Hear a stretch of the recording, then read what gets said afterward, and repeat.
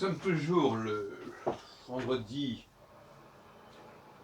31 octobre, dernier jour du mois d'octobre, et je vais vous parler d'un sujet assez délicat qui est, qui peut, disons, un peu provocateur, disons, qui est le fait de se méfier des gens qui sont trop bien équipés.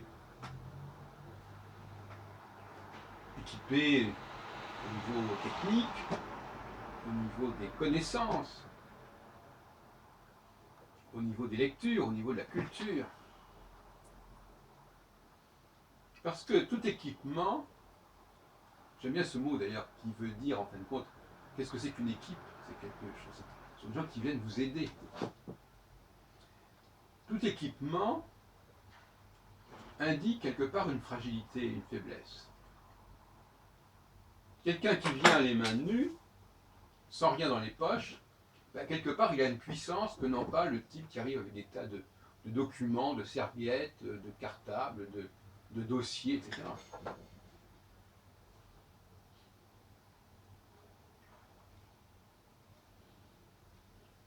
Je dirais même, par exemple, j'ai écouté ce matin sur France Culture une discussion sur le nouveau chemin de la connaissance à propos de Gilles Deleuze. La question n'est pas là. Mais je me suis dit, ces gens qui connaissent très bien tel et tel auteur, ben, quelque part, moi, je les trouve suspects. Pas en tant qu'historien, évidemment. Un historien de la philosophie, il est censé connaître les auteurs et en parler de la lignée, des filiations philosophiques. Mais le philosophe, proprement parlé, c'est la différence entre l'historien de la philosophie et le philosophe, il n'a pas forcément besoin de connaître X ou Y, Z. Ou plus exactement, il a pu les connaître, il a pu les lire, mais il n'a pas répété ce qu'a dit tel et tel philosophe, ou à se référer à ce qu'a dit tel ou tel philosophe, qu'il l'ait intégré, qu'il se soit même inspiré à telle et telle époque de son itinéraire et de sa formation de tel ou tel auteur, pourquoi pas? Mais ça n'est pas censé être resté de façon cristallisée dans sa mémoire. Et à un moment donné, il peut faire du Deleuze sans le savoir, ou du Kant sans le savoir, etc. Que quelqu'un s'amuse à le lui rappeler, bon, pourquoi pas, mais enfin, c'est pas le problème. Quelque part, à un moment donné, nous volons de nos propres ailes. Et si ce n'est pas le cas, il y a un problème. C'est un peu comme le débat entre les critiques de cinéma et les cinéastes. Critique de cinéma, ça peut aussi être un cinéaste raté. Et à ce moment-là, bon, ben, il va avoir toute une connaissance des films, etc., des auteurs. Bon, très bien. Mais lui-même ne sera pas en mesure de faire quelque chose vraiment intéressant sur le plan artistique. Donc, je l'ai déjà dit à plusieurs reprises, mais méfions-nous de toute personne qui est trop appareillée et qui constamment se réfère à X, Y, Z, etc. Sauf si on est dans un champ historique. Le champ historique a ses propres contraintes, ses propres exigences, et tout le monde ne peut pas s'improviser historien. Donc il y a une discipline historique qui est ce qu'elle est. Alors il y a des gens qui se situent un peu entre deux feux, c'est-à-dire ils sont ni de véritables historiens, ni de véritables penseurs ou créateurs. Ils ont une espèce de cote mal taillée qui est assez médiocre. Ils sont ni de bons historiens, ni de bons créateurs. Et c'est assez courant. Hein.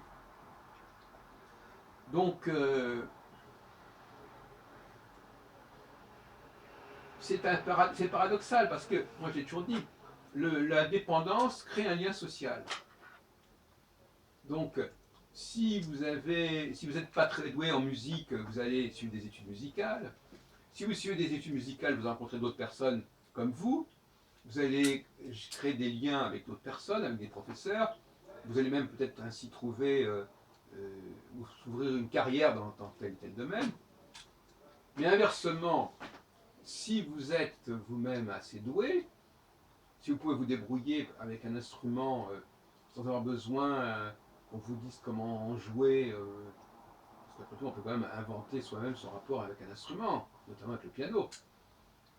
Mais à ce moment-là, vous ne serez pas passé par un moule, par une formation, vous n'aurez pas rencontré telle et telle personne, vous n'aurez pas suivi le même cursus, et donc vous serez isolé. Et étant isolé, vous risquez effectivement de ne pas pouvoir trouver de relais pour votre carrière. Voilà, on arrive à des situations un petit peu paradoxales de ce type. C'est que là où j'ai des faiblesses, j'obtiens des forces. Si je suis faible, je vais fréquenter des lieux qui vont m'apporter une certaine force, qui vont m'apporter une certaine sociabilité, qui vont m'apporter un certain milieu social, socio-professionnel. Et comme ça, finalement, quelque part, je me socialise et ma vie peut s'en trouver facilitée. Donc là, il y a une prime aux perdants. C'est-à-dire qu'en fin de compte, qui perd gagne dans cette histoire. Le perdant dans notre société, c'est celui qui gagne. Parce que tous ces gens qui vont suivre des formations dans tel et tel domaine sont des perdants. Tous les gens qui ont des handicaps à combler, à résorber, à masquer sont des perdants. Eh bien, ces perdants-là deviennent des gagnants. C'est la fameuse... c'est la référence un petit peu à l'ouvrier de la 11e heure. Celui qui est le plus nul, finalement, risque de ramasser la mise. Parce qu'il va avoir toutes sortes de contacts, de gens qui le prennent sur leur protection, de camarades, de gens qui sont dans le même bain et qui se sont solidaires les uns par rapport aux autres, etc., etc., etc. Alors seulement celui qui est fort, qui est puissant, qui est autonome, qui est autosuffisant, lui c'est un gagnant qui risque d'être un perdant.